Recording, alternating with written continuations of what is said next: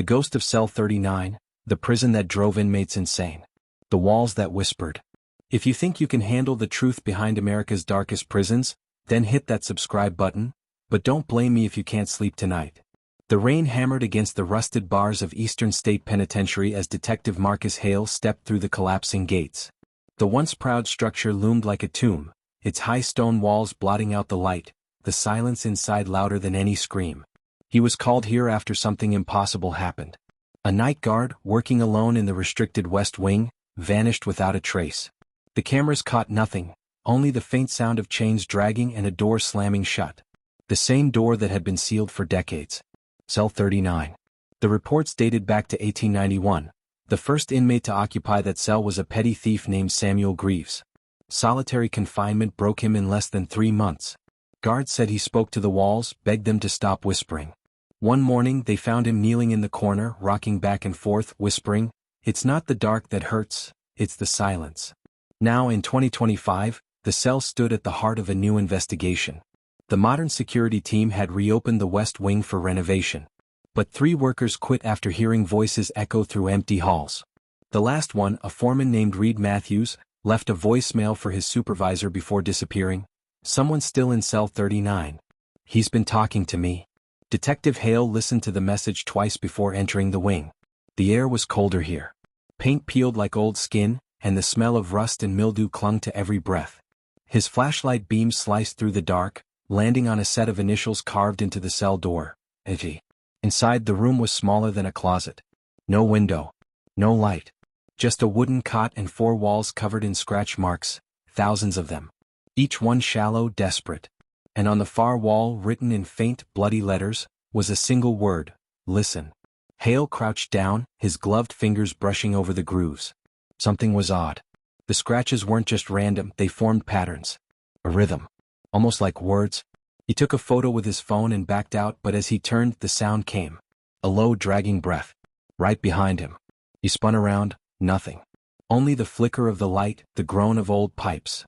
Yet, on his phone screen, a fresh message appeared beneath the photo he'd just taken. He never left. The digital timestamp matched the moment he snapped it. Hale froze. There was no signal down here. No Wi-Fi. No possible way that message could have been sent. By morning, the story hit the press. Detective investigates vanishing guard in historic prison. Journalists swarmed the gates, craving a headline. But what they didn't know was that Hale had found something else inside cell 39. A hidden latch beneath the cot. It opened into a narrow tunnel, caked with dust and the smell of death. The tunnel ran deep, curving under the prison foundations. He followed it for nearly 30 yards before hitting a wall, a bricked-off chamber. On one of the bricks, scrawled in charcoal, were the words, "They buried the wrong man." Hale's pulse quickened. He radioed his partner upstairs. "Get a team down here. We've got a sealed chamber, looks like an old burial shaft." Minutes later, officers arrived with tools. As they broke through the wall, the stench hit first, the unmistakable odor of human decay. Inside the small chamber lay bones, but not one skeleton. 3. All with their wrists bound in iron cuffs. And in the corner, a rusted nameplate. Cell 39. The realization hit Hale like ice. This wasn't just one inmate's resting place. It was a dumping ground. But before they could secure the chamber, the radio crackled again. Static at first, then a voice, faint and distant. "Detective Hale, he's still here." The voice wasn't from any of his team. It was Reed Matthews, the missing guard. The signal cut out. And when Hale looked down at the remains again, he noticed something horrifying. One of the skeletons still had a name tag on its torn uniform. The tag read R. Matthews. He'd been dead for weeks. Yet the voicemail from him was recorded yesterday. And deep in the darkness behind the broken wall, something moved. The prisoner who never left. The air inside the West Wing turned heavier after the discovery. Detectives sealed off cell 39, but something about that room felt alive. The smell of mold and rusted iron mixed with something worse, fear. Detective Marcus Hale stood by the entrance as forensic teams zipped up the body bags. The coroner confirmed it. One of the remains was indeed Reed Matthews, the missing guard. But his voicemail, sent less than 24 hours ago, still sat on Hale's phone. Time-stamped, verified. And the voice on it was undeniably alive. The precinct was in chaos.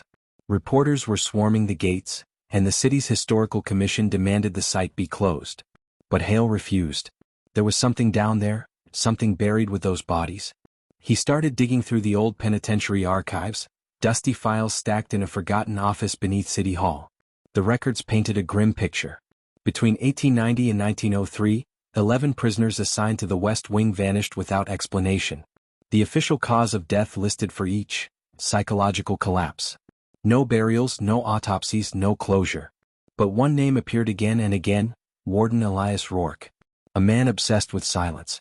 Rourke had designed the solitary system that made Eastern State infamous. Prisoners spent 23 hours a day in complete isolation. No sound, no speech, no contact. The idea was to cleanse the soul through silence. But instead it broke them. Hale traced Rourke's history through old letters and faded photos.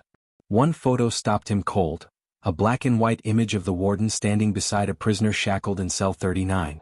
The prisoner's eyes were hollow, his face gaunt. On the back of the photo someone had written in red pencil, "He told me the walls talk." The next morning, Hale returned to the prison with a forensic linguist named Dr. Evelyn Cross, a specialist in auditory hallucinations and psychological trauma. Together they entered cell 39 once more.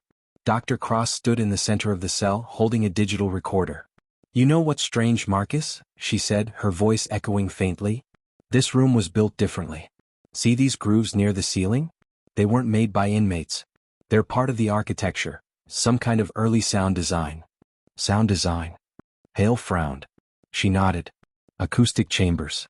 The walls amplify and distort noise. It's possible the prisoners didn't go insane, they were driven insane." Hale's stomach turned. "By who?" Cross tilted her head toward the ceiling. "By whoever was listening. They ran a test, left a sensitive mic inside the cell overnight. When they played the recording the next morning, there was nothing for the first 5 hours. Then faintly a voice, deep, slow, and chillingly calm. He was never supposed to leave." Cross slammed the laptop shut. "That voice, it's old. Like a wax recording. The distortion matches early phonograph reels." Hale didn't wait. He ordered the maintenance crew to dig deeper behind the cell wall where the skeletons were found. Beneath the dirt and stone, they uncovered a small iron door, a hidden archive room sealed for over a century. Inside were dozens of reels, dusty phonograph cylinders labeled with numbers: 32, 34, 36, 39, each labeled with the word confession. Hale loaded the one marked 39 into an antique player found nearby. The hiss of static filled the air, then came the voice, trembling, desperate. "I can hear them breathing through the walls. Rourke says it's my conscience. But I swear, someone's here with me. Someone who knows my name." The recording ended with a sudden scream, raw, human, followed by the sound of footsteps. Then silence. But when they checked the other reels, something worse emerged. The last one wasn't a confession. It was a command. "Seal the chamber. No one must know what happened. The silence must remain eternal." The voice was unmistakable: Warden Rourke. Cross leaned closer, eyes wide. "Marcus, this isn't just abuse. This is experimentation." He was testing the limits of isolation, on live subjects. As Hale processed the horror, his phone buzzed again. A new voicemail. The same number as Reed Matthews. He hit play. The sound was faint breathing, followed by a whisper. "You found the room. Now you'll hear what we heard." The call ended. Then the lights in the wing flickered out. The emergency power failed. And in the dark, the sound of chains began again, dragging, closer this time. Hale reached for his flashlight, but it wouldn't turn on. Cross clutched his arm, whispering, "Marcus, listen." From deep within the West Wing came a slow, rhythmic tapping on the iron doors, one by one. Bang, pause, bang, pause. Like someone counting cells. When the lights flickered back on, Hale realized the cell door they'd left open was now closed. The number above it had changed. It no longer read 39. It read 40. The last confession. The sound of the metal door clanging shut echoed through the corridor, sharp and final. Detective Marcus Hale froze. Cell 40? There had never been a cell 40. The prison blueprints confirmed it. The West Wing ended at 39. Yet there it was, carved freshly into the iron with jagged precision. Dr. Evelyn Cross backed away, her breathing fast and uneven. "Marcus, someone's down here. This wasn't here before." Hale raised his gun light toward the corridor. The beam trembled over rows of cell doors, peeling paint, and chains swaying slightly though there was no breeze. "No one else has access. The exits are sealed," he muttered, half to himself. "So who?" A voice cut through the darkness. Come. Controlled. Detective Hale. It came from inside cell 40. Cross's hand gripped his sleeve. Don't. But Hale stepped forward, every instinct screaming against it. He pushed the door open, its hinges shrieking like something alive. Inside the air was freezing, so cold it burned. His flashlight caught something on the wall. Fresh writing, carved into the stone with nails or bone fragments. I told you to listen. And beneath it, a small wooden chair, ancient, splintered, and bolted to the floor. A pair of rusted headphones hung from the ceiling, wired into the wall. Hale's breath fogged in the air as he approached. Evelyn, he whispered. It's wired to the same system from the 1800s. Rourke's acoustic chambers. These were the instruments he used. Cross's eyes darted between the headphones and the old phonograph machine beside it. He made them listen, Marcus. For hours, days, until their minds broke. Whatever was recorded in these walls. Before she could finish, the phonograph crackled to life. The voice that came through wasn't from the reels. It was live. Detective Hale. You found my confessions. Hale froze. Rourke? The voice continued, steady, deliberate. They called it punishment. I called it clarity. The mind becomes pure when it has nothing left to hear but itself. Cross backed away, whispering, That's impossible. Rourke's been dead for over a century. The phonograph continued to play as if ignoring her. I kept them quiet. Until they stopped screaming. Until they understood silence. Hale smashed the machine off the table, but it kept playing. The speaker inside the wall hissed, then shifted tones. Marcus Hale. You hear them now, don't you? The lights flickered. The tapping started again. One cell at a time. Bang. Pause. Bang. Pause. Cross ran toward the main hall, shouting for backup, but the corridor behind her had vanished into blackness, the entrance gone, swallowed by the dark. Marcus, she screamed. We're trapped. Hale aimed his flashlight toward her voice, but only cell 39 stood in front of him again. Not 40. The numbers had reset. Inside, something glinted under the cot. A cassette recorder, modern, metallic gray, the kind used by police detectives. He bent down, lifted it, and pressed play. His own voice spoke through the static. Case File 1182. Eastern State Penitentiary. Detective Marcus Hale reporting. We found 3 bodies beneath the old wing. Cause of death, unknown. Hale's heart stopped. The recording was dated 5 years ago. Cross grabbed the device from his hands. Marcus, what is this? I wasn't even assigned this case until last week, he said, voice breaking. Then the rest of the recording played. Subject displays symptoms of advanced isolation trauma. Repeatedly mutters that the walls are listening. Recommending case closure. Investigator declared unfit for duty. The tape ended with the sound of heavy breathing, his breathing, followed by a whisper. He never left cell 39. Cross looked up at him, trembling.